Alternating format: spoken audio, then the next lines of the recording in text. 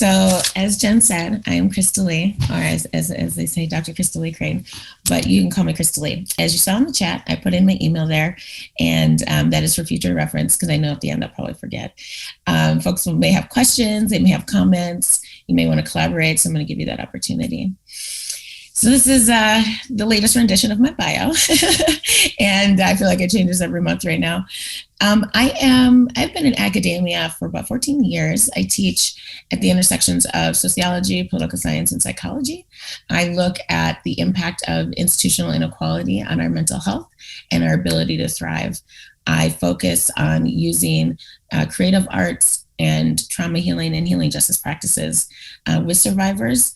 And I do work individually with survivors, and I do creative retreats with survivors and trying to get them to be the change that they need, and to also support us all into trying to prevent future harm.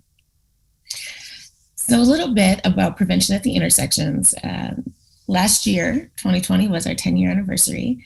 And with that, 11 years ago, we started as a curriculum development consulting group for folks that wanted help with their violence prevention program. So whether it was the parenting program at the jail, or if it was the community college that had a conflict resolution program, or the City of Oakland street outreach program. I was training the street outreach workers for a long time.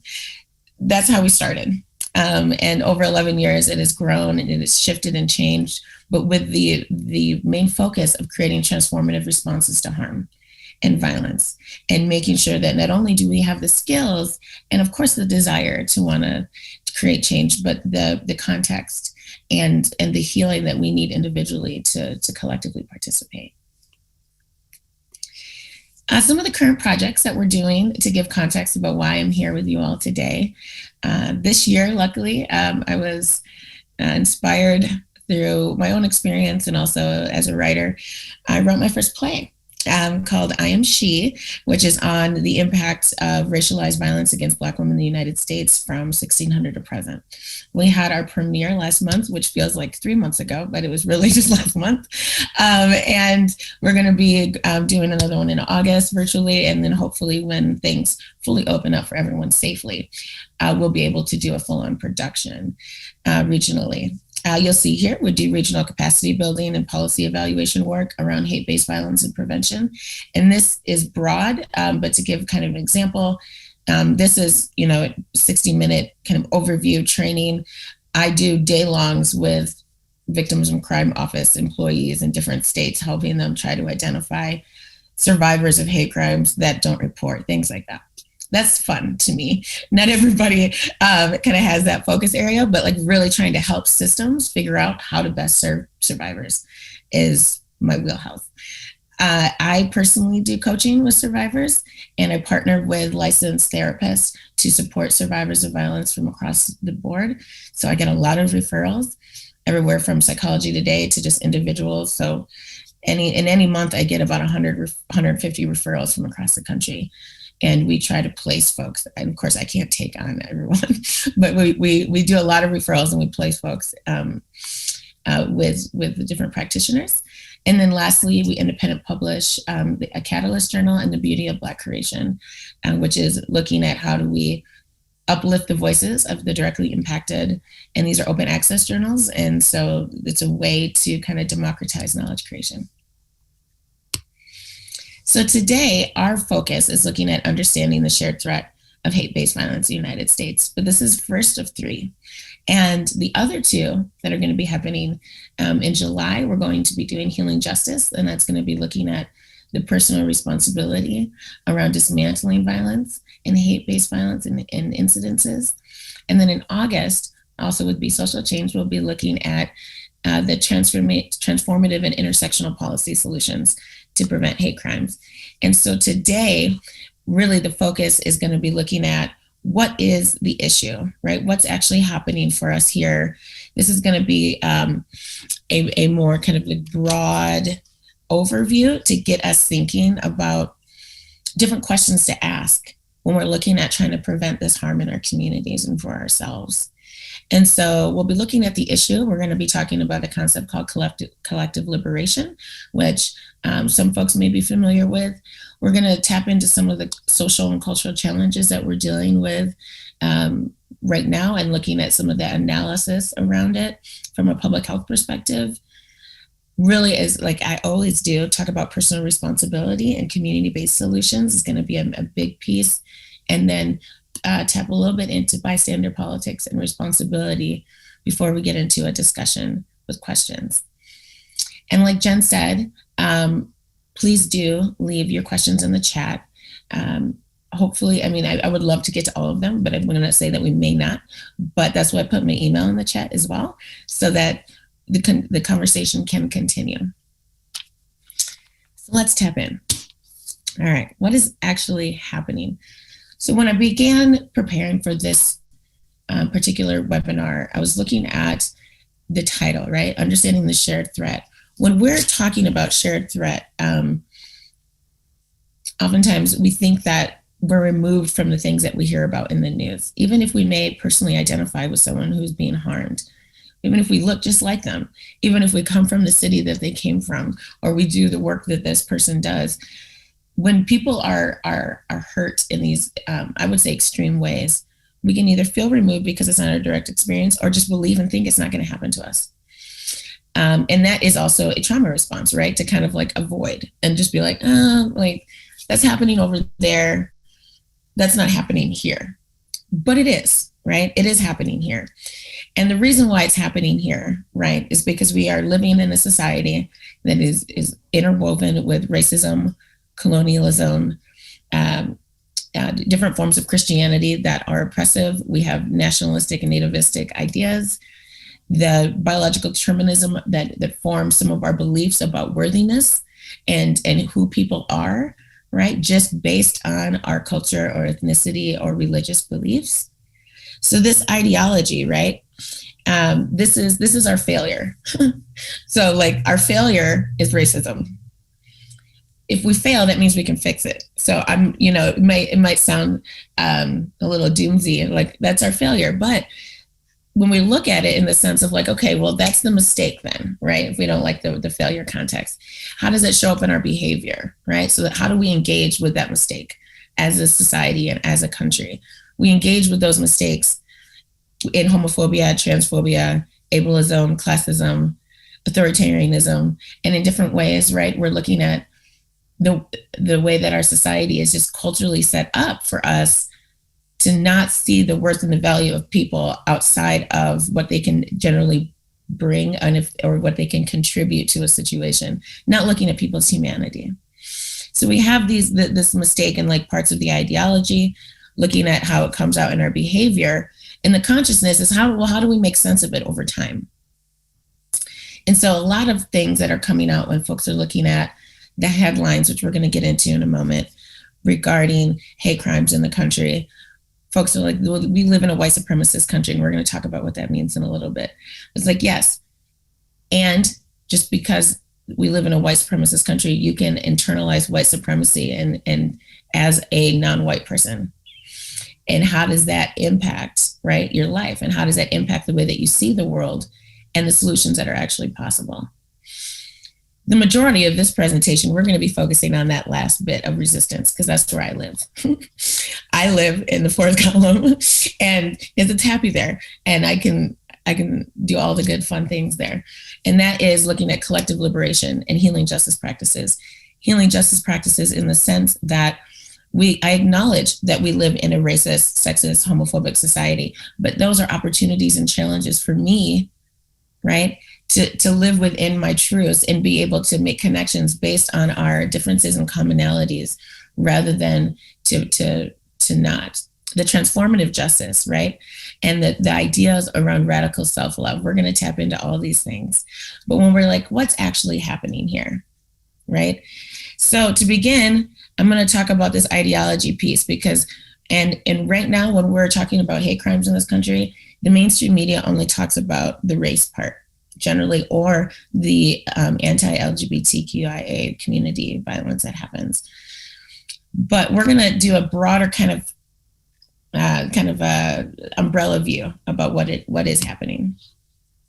And so here in this, you're going to see, okay, there's levels to this. Okay, hate-based violence isn't just the most extreme hate crime that you see on the street or that you see in the news media. Hate-based violence can start with speech. Hate-based violence can start with discrimination. And so let's start at the top, right, with what we think about when we think about hate-based violence. We're looking at hate crimes, the physical violence, the actual like physical harm. That is our first general thought. In most states in this country, there are laws, because we have federal laws against hate crimes, but there are laws to protect folks from hate crimes. There are not laws to protect people from hate speech in most states in this country. There are not laws that protect people from other forms like going down to 3 and 4 to discrimination in the workplace, school, or social relations. And there are very few, if not any, laws that protect us from the 4th level, right, of hate-based violence and bias incidences that we experience as people. And so one of the things, and to kind of give us an overview when we're looking at, well, where is all of these things happening? We're looking at discrimination in the workplace. That's one part, right? I'm going to go back. This piece here, the folks that commit this first level, right, are folks at the Southern Poverty Law Center tracks, right, in their groups. And this is their hate group map. Give me a thumbs up or a notification in the chat if you have seen this before, right? It is a commonly used tool, and I adore SPLC for doing this work.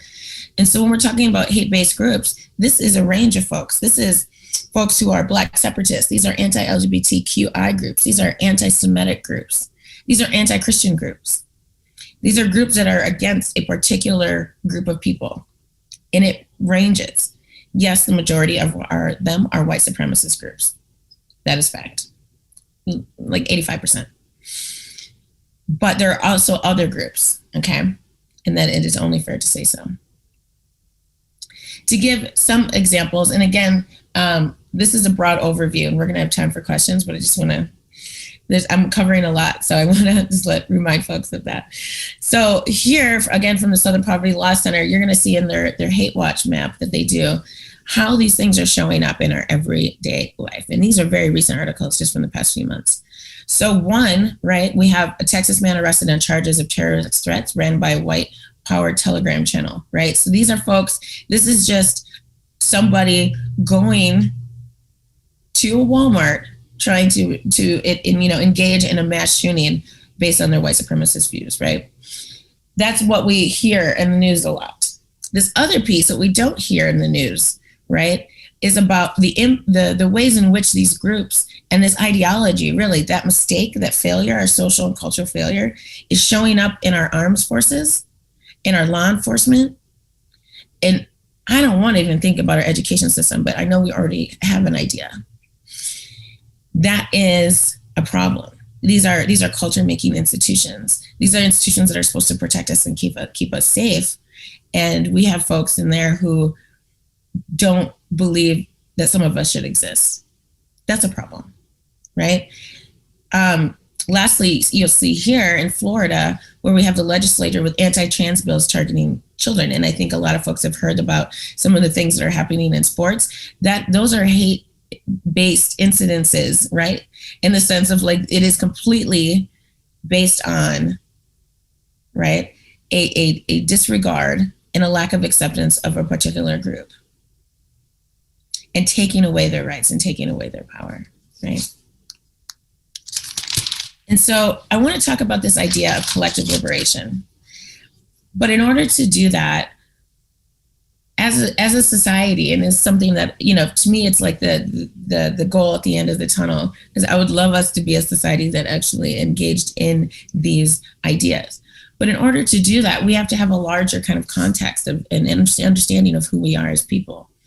I believe that has to come from a belief of intersectionality, that we are not just one particular part of our identities, and that the way that we experience the world is based on our positionality, our privilege, our lack of privilege, our social position, all of that. But understanding violence also has to come from a multi-trauma context. Understanding that the violence that I, as a mixed race Black woman, experience today personally has a historical context, but also a collective context for other folks who look and live just like me.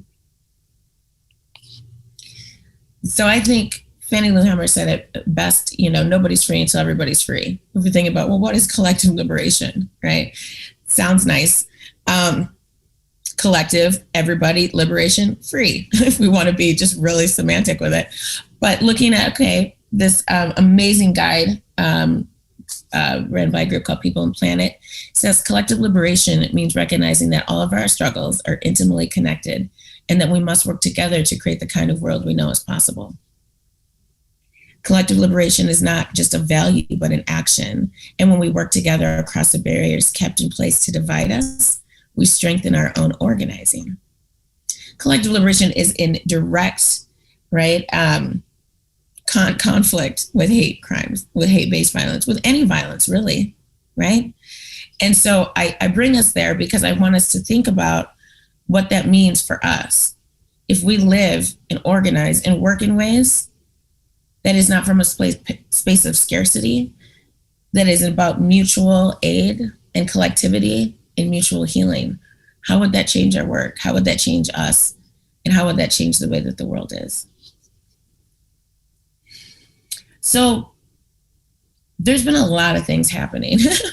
I would say, of course, in the past 5 years of our lives, and then most definitely in the past 18 months, but the ways in which our country has sharpened its teeth on certain ideologies has been very destructive. I think we feel it viscerally. I think some folks feel that once Biden was elected, we were going to be saved.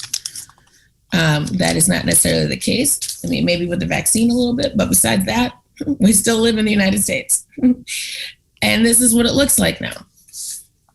And I remember I was getting on a Zoom call. I was on the East Coast at this time. And I had the news on. And I looked and I was like, did they just say they took the Capitol? I'm like, what? Did they just actually say that? Like out loud on live TV? What, who did this? Right? This is beyond a problem. And in the fact that it happened, the erasure of it, even in this moment, right? We have a Congress that won't even allow for an investigation. All of that tells us about who we have become as a country. And some of that, right? So we're looking at the insurrection, which was, yes, about the day of January 6th, when we lost lives. I think the current actual arrest toll is around 465 right now, which is not everyone, as you can see. The aftermath of that, right? When we're thinking about like, well, what is this upheaval, right? This is white backlash. This is backlash for progress. And in some instances, right, the lack of folks' ability to accept this level of racism and hate, it is an emotional process. No one wants to believe that this is where we live. It's not like we wake up one day and be like, this is really what I want to see happen in the world. Like, it is actually an emotional choice to accept that this is real, and then we actually have to do something about it. It's an emotional process. It's not even a political one, because we're talking about people's lives, right? And with that, when we're talking about people's lives, those still 465 people who were arrested need help. I believe before the end of my lifetime, if I have anything to do with it, racism will be in the DSM. It is a mental illness. I'm working on it. But it is irrational, and it causes so much harm. These people need help. They need to be punished for what they've done, and I don't always believe the criminal justice system is the best way to do that. You put these 465 people in prison. I mean, this is some of the largest training beds for white supremacists in this country is a prison. So, I mean, it's not really going to help fully, right? But this isn't the only way that all these things show up, right? And so again, outside of it being race-based, right, we know that there are also religious-based hate crimes in this country. And we know that there are hate crimes based on gender identity, right? The Black trans community is one of the most highly impacted. Any trans community is one of the least highly impacted by hate crimes in this country. Folks with different abilities, right, are impacted. And this has a public health consequence. Long-standing, this is from the legal counsel, Latino Legal Council, they're looking at like the long-standing impacts of experiences this violence like firsthand, but then also collectively. So if you're taking this multi-trauma context, I'm talking about the shared threat because I know it's real and I want us to be prepared. If we ignore it, I'm worried for our safety and our ability to thrive collectively. So looking at it from a public health standpoint as well, you have to say, okay, well, where does it happen and how can we prevent it? So the location of these hate and bias incidences, and these are the ones that are reported, of course, happen inside a classroom or learning space, happen in a hallway or bathroom or in a school building or somewhere. You could take school and put work. Happen outside of school or work grounds, right? 3% in the community, and then the social media piece, that's when we're looking at hate speech and the ways in which these things are perpetuated. Looking at where these things happen helps us figure out, okay, well, how do I then prevent it and how do I take personal responsibility for what's happening? So a lot of it with personal responsibility, people's often first thought was like, well, I don't hate anyone. Great. That belief is helpful, but we need to get way past having nice thoughts and we need to get into action. And we need to think about how do we co-create communities that actually allow everyone to thrive and to live. And so these are some ideas around challenging white supremacy and hate, right? One, and I think I spoke to this earlier, is around dismantling the belief in the white supremacist lie of scarcity. When there was such a big push to get people off quote unquote welfare, right? As if it wasn't our money that we all paid into the system to get back. Or the idea around Social Security is if, again, that's not our money, but we're told that these entitlement programs, they're called that for a reason because that's our money. We are told that the ways in which the way we manage ourselves, whether it's for the money in our communities, what schools should be getting funding or not, whether it's the way in which our communities are policed, right? That we have to protect private property over person. And that belief fuels hate.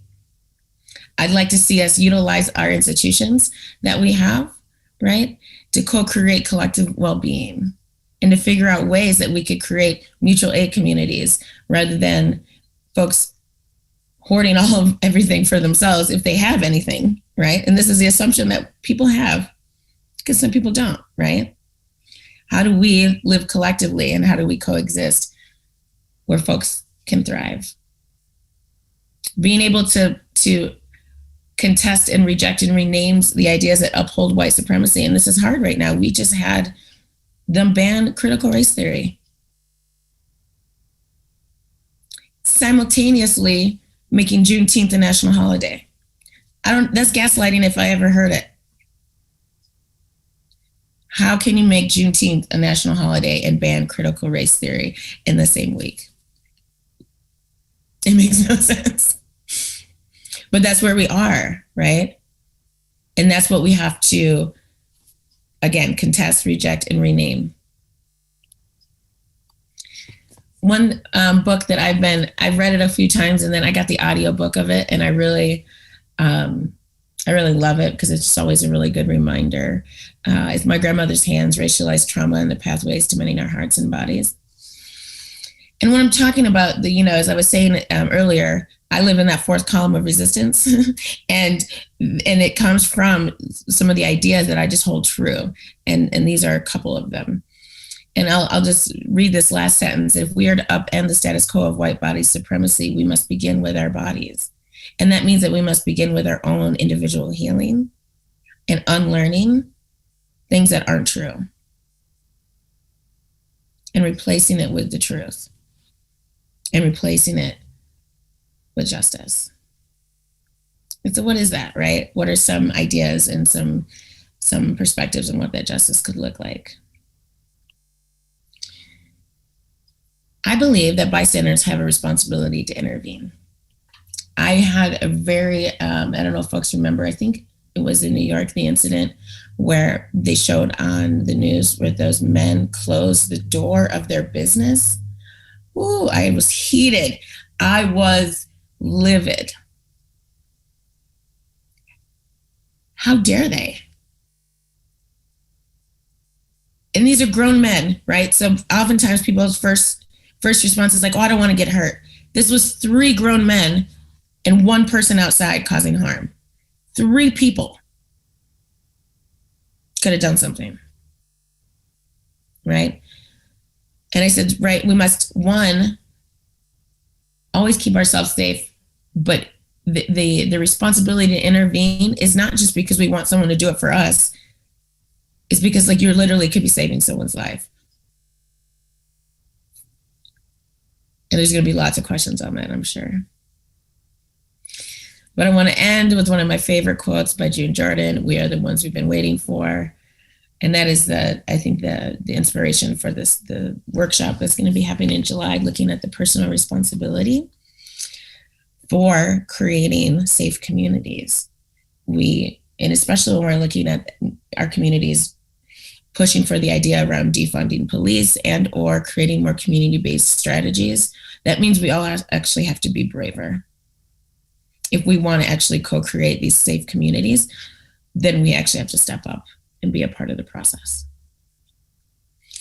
So one thing that I did tell Jen is, because it's a lot of content, I'm gonna have us just take like a 2-minute kind of decompress, lots of content, lots of things.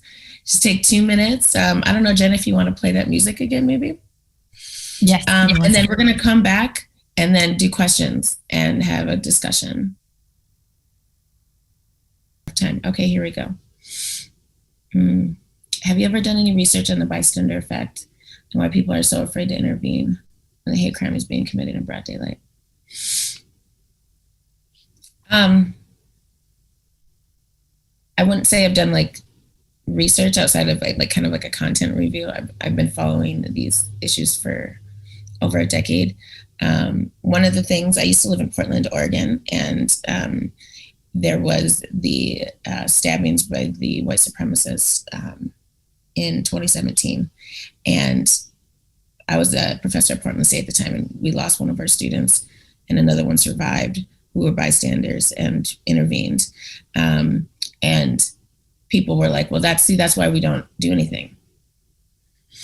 And as if defending the honor of these 2 Black Muslim girls was the cause of their death, instead of saying it was the white supremacists. So it's like, it still goes back to like how we're looking at each other in the world to begin with, that we are not seeing the full extent of where all this is coming from.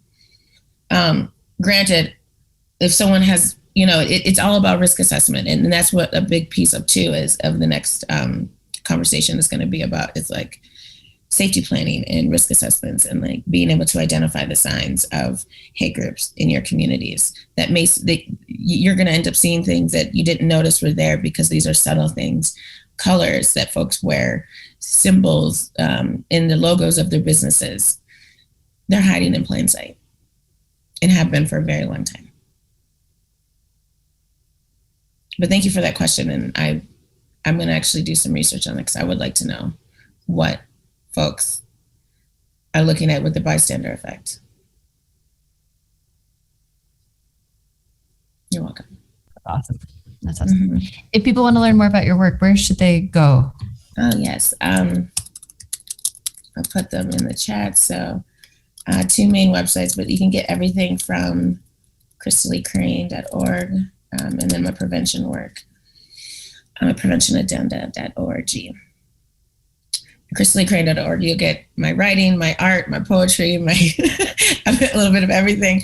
The prevention agenda is my specific violence prevention work. Mm-hmm. That's awesome. Thank you so much, Crystallee. Jasmine shares, I did a bystander upstander training with the Anti-Violence Project too, and I'd recommend it to get some tools to build confidence as a bystander. Yeah, I love AVP. They do good work. Mm-hmm. That's awesome. That's awesome. Well, if there's no other questions, I think we can wrap up unless there's anything that you'd like to finish with. And well, just thank you everyone for listening. And although this is meant to be a brief, kind of broad conversation, I look forward to diving a bit deeper in the next couple of months. Yes. And we're so grateful to you for sharing your expertise and your insights, and how we can think about this issue moving forward. It's really beneficial. I'm really looking forward to the workshops that we're going to be hosting with you in July and August. I've dropped those in the chat. Be sure to check them out. And a big thank you to everyone for joining this conversation. It's so important, and grateful to each one of you for joining. Hope to see you at the workshops, and please do share this conversation with loved ones. It's important that we keep talking about it.